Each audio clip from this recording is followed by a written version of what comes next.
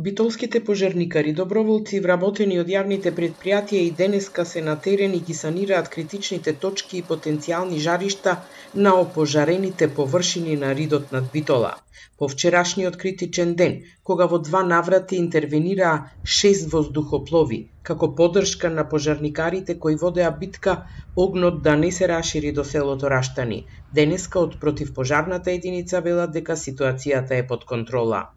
Од самото утро денес сме на терен и само вршиме догаснување на жаришта што се во внатрешниот дел на гореното и на некои места каде што е на самата ивица од пожарот го контролираме цел терен. Имаме доволно екипи, сега е ситуацијата мирна. За 2 дена во пожарот над обиколницата кај Битола изгореа 200 хектари шума и ниска вегетација, а зафатене и дел од младите насади со кои се пошумуваше ридот по големиот пожар на истата локација во 2007-та. Првиот ден добивме информации дека негде околу 100 до 120 хектари беа и вчерашниот ден додатно скоро уште толку, уште плюс 100 хектари изгоре површина. Изгоре мешана шума и мислам дека има и еден мал дел таму зафатено од новите насади.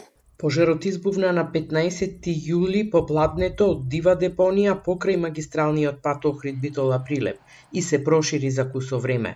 Од денеска пуштена е и обиколницата над Битола која 2 дена беше затворена за сообраќај поради пожарот.